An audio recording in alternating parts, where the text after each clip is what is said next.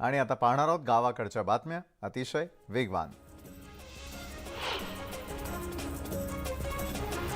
महाराष्ट्र केसरीमध्ये मातीवरच्या कुस्तीतील अंतिम फेरीमध्ये सिकंदर विरोधात 4 गुण दिल्यानं पंच मारुती सातव यांना धमकी देण्यात आलेली आहे। मुंबई पोलीस दलातील शिपाई संग्राम कांबळे यांनी फोनवरून धमकी दिल्याची तक्रार सातव यांनी स्पर्धा अध्यक्षांकडे केली आहे। या प्रकरणी कोथरूड पोलिसात तक्रार दाखल करण्यात येणार आहे। किल्ले शिवनेरीवरील हत्तीबुरुज ढासळल्यानं गडकिल्ल्यांचं संरक्षण आणि देखभाल दुरुस्ती कोण करणार असा सवाल उपस्थित केला जातोय। सरकारनं उद्ध्वस्त होणारा शिवनेरी किल्ला वाचवावा, अन्यथा त्यांना शिवरायांचं नाव घेण्याचा अधिकार उरणार नाही, अशी संतप्त प्रतिक्रिया संभाजी ब्रिगेडच्या संतोष शिंदेंनी व्यक्त केली आहे। नंदुरबार जिल्ह्यामधल्या शहादा कुकडेल भागात खोदकाम करताना शिवलिंग, चबुतरा आणि पादुका आढळून आलेल्या आहेत आणि यासोबतच पाडळदा गावामध्ये जुनं घराचं बांधकाम करत असताना पुरातन तोफा आढळून आलेल्या आहेत। या पुरातन वस्तू पाहण्यासाठी नागरिकांनी गर्दी केली आहे। चंद्रपूरच्या काही भागात रविवारी रात्रीच्या सुमाराला भूकंप सदृश्य धक्के जाणवल्याचा अनुभव नागरिकांनी घेतला। सुमारे 3 ते 4 सेकंद जमीन हलल्याची माहिती इथल्या नागरिकांनी दिलेली आहे। एखाद्या रिकाम्या झालेल्या कोळसा खाणीमध्ये वाळू योग्य रीतीनं न भरल्यानं पोकळी निर्माण होत आतला भूस्तर खचल्यानं असा धक्का बसला असावा, असा प्राथमिक निष्कर्ष काढण्यात येतोय। लातूरच्या निलंगा शहरामधील छत्रपती शिवाजी महाराज चौकामधील अतिक्रमणांवरती धडक कारवाई करण्यात आली। पोलीस बंदोबस्तामध्ये हे अतिक्रमण काढण्यात आलं।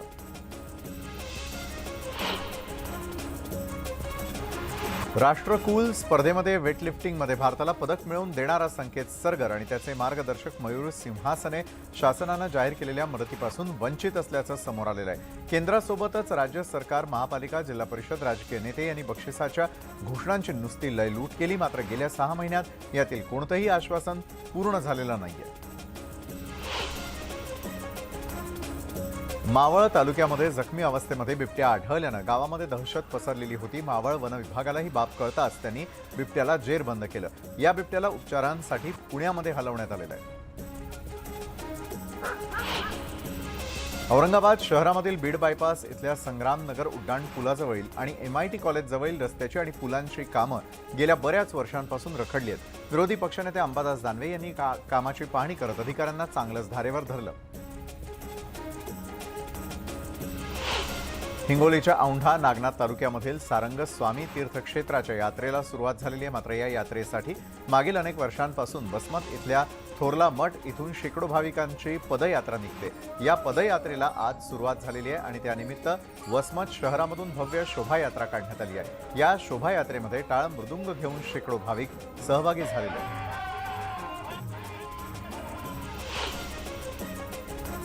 काँग्रेसनं सत्यजित तांबे यांनाच पाठिंबा द्यावा अशी मागणी नाशिकमधील काँग्रेस कार्यकर्त्यांकडून करण्यात येते। तर काही तांत्रिक कारणांमुळे हा घोळ झाल्यानं काँग्रेसनं तांबे कुटुंबाच्या पाठीशी राहावं अशी मागणी प्रदेशाध्यक्ष नाना पटोलेंकडे करण्यात येणार आहे। महाराष्ट्र प्रदेश काँग्रेस कमिटीचे सचिव राहुल दिवे यांनी ही माहिती दिली। नाशिक पदवीधर मतदारसंघामध्ये शुभांगी पाटील यांना पाठिंबा देण्यावरून शिवसेना उद्धव बाळासाहेब ठाकरे पक्षात 2 मतप्रवाह दिसून येतात। शुभांगी पाटील यांना पाठिंबा देण्याऐवजी सुभाष जंगले यांना पाठिंबा द्यावा अशी मागणी माजी मंत्री बबनराव घोलप यांनी केलेली आहे। सुभाष जंगले नगर जिल्ह्यातले असून नगरमध्ये सर्वाधिक मतदार असल्याचं त्यांनी सांगितलं। मुख्यमंत्री परदेशामध्ये गेलेल्यात येताना महाराष्ट्रासाठी घेऊन या, नाहीतर देशासाठी आणायचं आणि दुसऱ्यालाच देऊन टाकायचं, अशी टीका सुप्रिया सुळे यांनी केली। मोदी महाराष्ट्रात येणार असल्यानं मुख्यमंत्री ही वेळेत परततील असा टोला त्यांनी लगावला। कुणालाही मैदानामध्ये येऊ द्या, पुढचा खासदार मीच असेन असा दावा इम्तियाज जलील यांनी केलेला आहे। या आधीही दोघांच्या भांडणात मी तिसरा निवडून आलेलो होतो, आताही तशीच परिस्थिती असल्याचं ते म्हणाले। रामदास कदम हा शेंडाबुंधा नसलेला नेता असून भाजपला कोणत्याही प्रकल्प आणायचा नाहीये, फक्त शिवसेनेला बदनाम करायचं असल्याची टीका भास्कर जाधवांनी केली। 2014 ते 2019 या काळामध्ये एकही प्रकल्प इथे आणण्यात आला नसल्याचंही ते म्हणाले। रत्नागिरी जिल्ह्यामधील दापोली इथे शिवसेना उद्धव बाळासाहेब ठाकरे पक्षाच्या वतीनं भगवा सप्ताह आयोजित करण्यात आला आणि यावेळी गुणवंत विद्यार्थ्यांचा सत्कार देखील करण्यात आला। तालुका प्रमुखांच्या वाढदिवसानिमित्त भास्कर जाधव यांनी गाणं गायलं। इक्बाल चहल यांच्या चौकशीचा उद्देश काय आहे हे मला कळत नाही। ज्या माणसानं चांगलं काम केलं त्यांना चौकशीसाठी बोलावलं जात असल्याची टीका सुप्रिया सुळेंनी केलेली आहे। नाशिकमधील तब्बल 200हून अधिक कार्यकर्ते शिवसेना उद्धव बाळासाहेब ठाकरे पक्षात प्रवेश करताना दिसतात। मातोश्रीवरती उद्धव ठाकरेंच्या उपस्थितीमध्ये हा पक्ष प्रवेश करण्यात आला।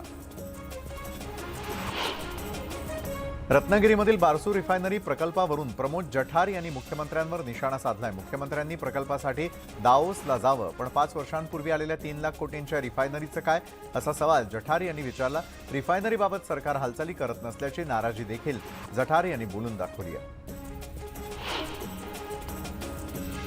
पुण्यामध्ये संभाजी महाराजांच्या स्वराज्याभिषेक सोहळ्यानिमित्त डेक्कनच्या छत्रपती संभाजी महाराज पुतळा परिसरात स्वराज्य रक्षक आणि धर्मवीर अशी पोस्टरबाजी करण्यात आली। राष्ट्रवादीकडून स्वराज्य रक्षक तर भाजपकडून धर्मवीरची पोस्टरबाजी झालेली आहे, तर भाजपकडून पुन्हा एकदा धर्मवीर संभाजी महाराज असे बॅनर लावण्यात आलेले होते। ऑगस्ट 2021 मध्ये आमदार राजन साळवी यांनी नारायण राणेंच्या जन आशीर्वाद यात्रेवेळी राणेंचे पोस्टर फाडलेले होते। या प्रकरणात आमदार साळवी यांची रत्नागिरी जिल्हा सत्र न्यायालयानं पुराव्यांअभावी निर्दोष मुक्तता केलेली आहे। या निकालानंतर साळवी यांनी न्यायालयाचे आभार मानले आहेत। नाशिक जिल्हा बँकेच्या सक्तीच्या वसुली विरोधात निघालेला बिऱ्हाड मोर्चा मालेगावमध्ये येऊन धडकलाय।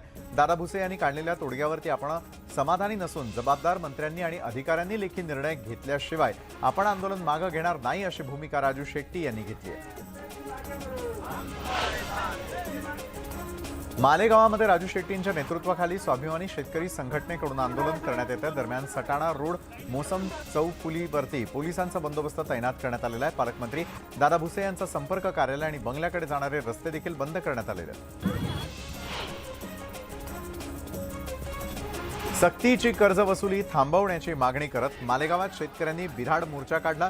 राजू शेट्टींच्या नेतृत्वाखाली हे शेतकरी दादा भुसे यांच्या घरावर धडकणार होते आणि पोलिसांनी त्यांना अडवत ईदगाह मैदानावरती त्यांच्या बसण्याची व्यवस्था केलेली आहे।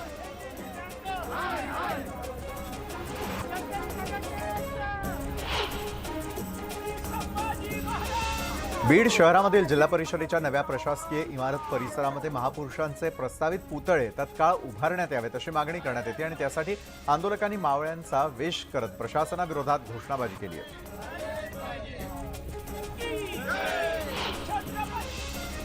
महाराष्ट्र छत्तीसगड सीमेवरच्या इंद्रावती नदीवरती मोठ्या पुलाचं बांधकाम सुरू आहे आणि या पुलाच्या बांधकामाविरोधात छत्तीसगडच्या हद्दीतील हजारो आदिवासी रस्त्यावर उतरले होते। खनिज संपत्तीची लूट करण्यासाठी या पुलाचं बांधकाम होत असल्याचा आरोप करण्यात येतोय।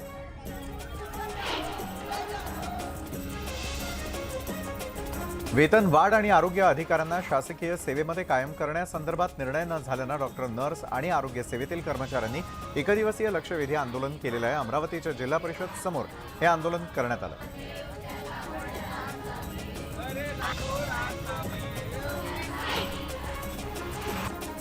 परभणी महापालिकेनं थकबाकीदारांच्या विरोधामध्ये कडक मोहीम सुरू केलेली असून यासाठी 4 पथकं स्थापन करण्यात आलेली आहेत। शहरामधील 76,000 मालमत्ताधारकांकडे 81 कोटी रुपयांची थकबाकी असून या थकबाकीमुळे महानगरपालिकेची आर्थिक घडी विस्कटली आहे।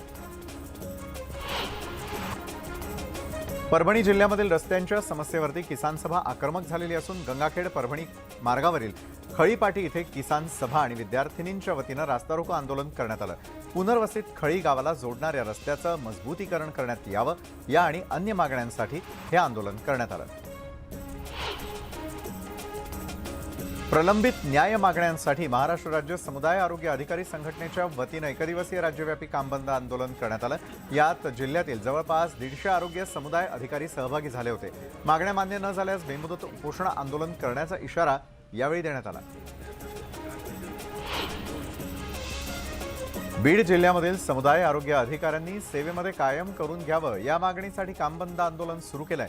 या आंदोलनामध्ये बीड जिल्ह्यातील 230 समुदाय आरोग्य अधिकाऱ्यांनी सहभाग घेतलेला होता आणि त्यामुळे ग्रामीण भागातील आरोग्य यंत्रणा आणि कामं खोळंबलेली होती। अमरावतीमध्ये पीक विम्याच्या मागणीसाठी ठाकरे पक्ष आक्रमक झालाय. ठाकरे पक्षाच्या कार्यकर्त्यांनी बेंबडा प्रकल्पामध्ये सामूहिक आत्मदहन आंदोलन सुरू केलंय. आंदोलकांनी नदीमध्ये उतरत जोरदार घोषणाबाजी देखील केली.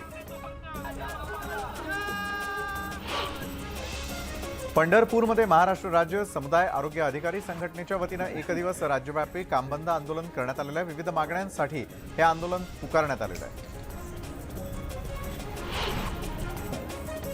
पालघरमध्ये वैद्यकीय अधिकाऱ्यांकडून एकदिवसीय कामबंद आंदोलन करत जिल्हाधिकारी कार्यालयासमोर निदर्शनं करण्यात आलेली आहे. विविध मागण्यांसाठी हे आंदोलन करण्यात आलं.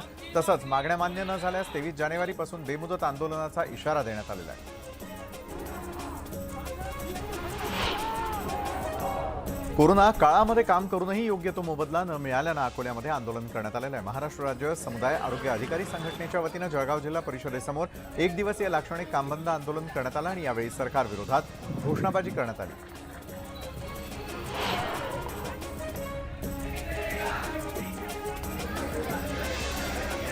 अकोला शासकीय वैद्यकीय महाविद्यालय इथल्या विद्यार्थ्यांनी आंदोलन केलेल्या विद्यार्थ्यांना पांढऱ्याऐवजी निळ्या रंगाच्या ॲप्रनची सक्ती केल्यानं त्याला त्यांनी विरोध केला. मागण्या मान्य न झाल्यास बेमुदत संपावर जाण्याचा इशारा त्यांनी दिलेला आहे. बाईक स्वाराला रस्त्यामध्ये अडवून लूट करणाऱ्यांना लातूर पोलिसांनी ताब्यात घेतलेलं आहे. त्यांच्याकडून 43,000 रुपयांचा मुद्देमाल जप्त करण्यात आलेला आहे.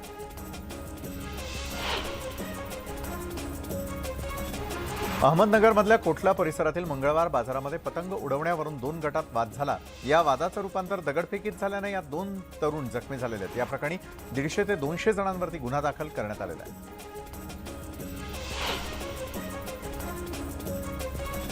धुळे शहरामधील जमनगिरी परिसरामध्ये नीता गांगुर्डे या महिलेची हत्या करण्यात आली होती आणि या घटनेचा तपास करत धुळे पोलिसांनी 24 तासात आरोपी मित्र बादल सोहितेला अटक केलेली आहे.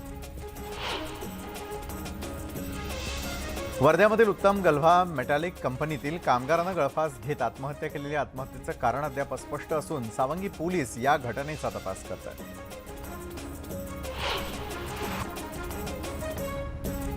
आळंदीमध्ये ख्रिश्चन धर्माचा प्रचार करणाऱ्या 14 जणांविरुद्ध गुन्हे दाखल करण्यात आलेले आहेत. चर्चमध्ये या तुमच्या धंद्याला आम्ही तुम्हाला मदत करू असा आमिष दाखवत काही धर्मप्रसारक ख्रिश्चन धर्माचा प्रसार करत असल्याच्या तक्रारींनंतर ही कारवाई करण्यात आली.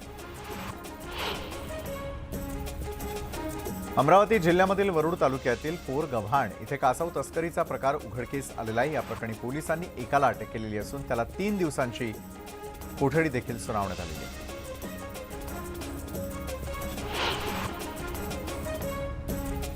साताऱ्यामध्ये अज्ञातानं कबुतरांची ढाबळ पेटवून दिल्यानं 40 कबुतरांचा होरपळून मृत्यू झालेला आहे. राजेंद्र जाधव यांनी ही आग विझवण्याचा प्रयत्न केला, मात्र तोपर्यंत ढाबळ पूर्ण जळालेली होती. पोलीस अज्ञात आरोपीचा शोध घेत आहेत.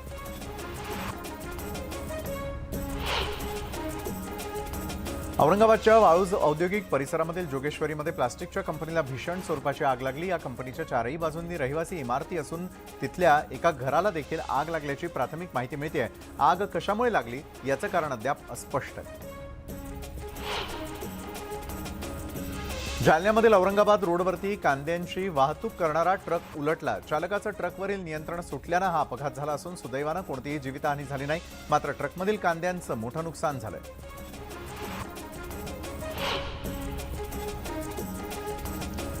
डहाणू नाशिक मार्गावरती भरधाव कारचा भीषण अपघात झाला. या अपघातामध्ये कार चालक गंभीररित्या जखमी झालेला आहे. दरम्यान डहाणू नाशिक मार्गाचं काम निकृष्ट दर्जाचं होत असल्याचा आरोप इथल्या स्थानिक नागरिक आणि वाहन चालकांकडून केला जातोय.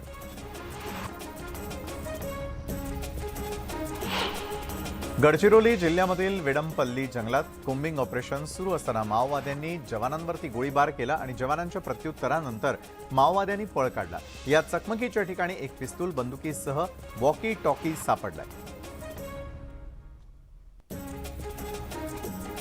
जुन्नरमध्ये शेतात एका महिलेचा मृतदेह आढळल्यानं खळबळ उडालेली आहे. या हत्येचा छडा लावण्यात पोलिसांना यश आलं असून 2 दिवसात दोघा आरोपींना पोलिसांनी बेड्या ठोकल्यात. शुभम गुळसकर आणि मिथिलेश यादव अशी या दोघांची नावं आहेत.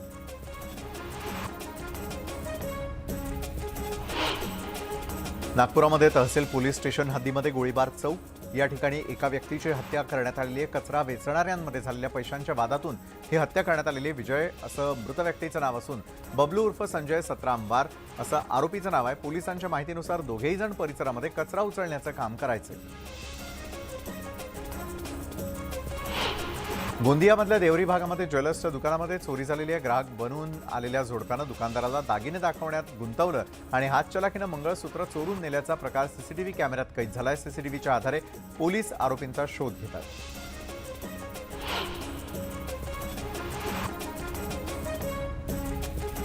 नागरिकांमध्ये हेल्मेट विषयी जनजागृती व्हावी यासाठी वाशिमच्या उपप्रादेशिक परिवहन विभागाच्या वतीनं महिला हेल्मेट बाईक रॅलीचं आयोजन करण्यात आलं होतं. शहरामधील बसस्थानक डॉक्टर बाबासाहेब आंबेडकर चौक, पाटणी चौक मार्गे ही महिला हेल्मेट रॅली निघाली होती आणि या हेल्मेट बाईक रॅलीमध्ये मोठ्या संख्येनं महिलांनी देखील सहभाग घेतलेला होता.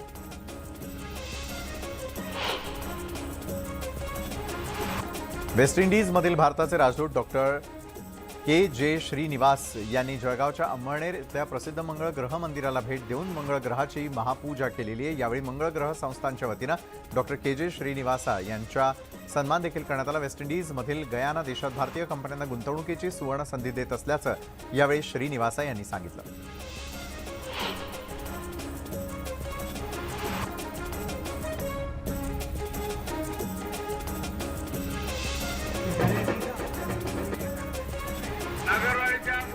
अमरावती जिल्ह्यामधील दर्यापूर तालुक्यामधील संत गाडगेबाबा यांची कर्मभूमी असलेल्या ऋणमोचनमध्ये भव्य यात्रा भरवण्यात आलेली आहे. गेल्या 117 वर्षांपासून ही यात्रा भरवली जाते आणि या काळामध्ये संत गाडगेबाबा यांच्या संस्थेमार्फत हजारो दिव्यांग निर्धारांना अन्नदान आणि वस्त्रदान करण्यात येत असतं. लातूरच्या दिवाणजी मंगल कार्यालयामध्ये डॉग शोचं आयोजन करण्यात आलेलं होतं. या शोमध्ये 25 जातींचे 550 कुत्रे सहभागी झालेले होते. डॉग शो पाहण्यासाठी लोकांनी एकच गर्दी केलेली होती. पंढरपुरामध्ये श्री विठ्ठल सहकारी साखर कारखान्याकडून सलग 45व्या वर्षी हुरडा पार्टीचं आयोजन करण्यात आलंय. हुरड्यासोबत उसाचा रस, शेंगदाणे, गूळ, मक्याचं कणीस अशा गावरान मेव्यावरती पंढरपूरकरांनी ताव मारला. महाराष्ट्र केसरी स्पर्धेमध्ये सुवर्णपदक विजेता पै अतिश तोडकरचं आष्टी शहरामध्ये जंगी स्वागत करण्यात आलं. तर मंगरुळ इथल्या ग्रामस्थांनी अतिश तोडकरची भव्य मिरवणूक काढली आहे. बुलडाण्यामध्ये जिल्हा प्रशासनाकडून चला जाणूया नदीला उपक्रम हाती घेण्यात आलेला आहे. या उपक्रमाअंतर्गत जिल्हाभरातील नद्यांच्या स्वच्छता मोहिमेचं काम हाती घेण्यात आलेलं आहे. मेहकर तालुक्यातील पैनगंगा नदीवरती जिल्हाधिकारी उपजिल्हाधिकाऱ्यांच्या उपस्थितीमध्ये ही मोहीम राबवली जाते.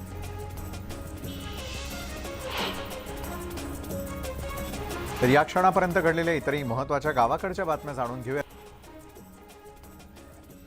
छत्रपती संभाजी महाराज यांचा 342वा राज्याभिषेक दिन सोहळा किल्ले रायगडावरती मोठ्या उत्साहात संपन्न झाला. गडपूजन, जगदीश्वर आणि शिरकाई देवीच्या पूजनानं या सोहळ्याची सुरुवात झाली आणि त्यानंतर राज सदरेवरती संभाजी महाराज यांच्या प्रतिमेवर अभिषेक करण्यात आला. ढोल ताशांच्या गजरात पालखीची मिरवणूक निघाली.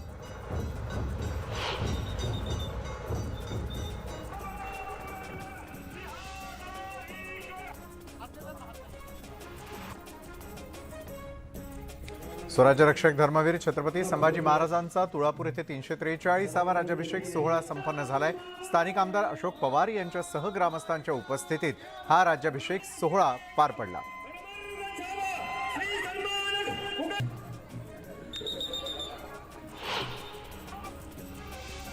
तर या क्षणापर्यंत घडलेल्या आतापर्यंतच्या अतिशय महत्त्वाच्या घडामोडी ज्या घडल्यात आपल्या गावाकडे. तर गावाकडच्या बातम्यांमध्ये वेळ झाली इथंच थांबण्याची. ताज्या घडामोडींसाठी पाहायला विसरू नका न्यूज 18 लोकमत.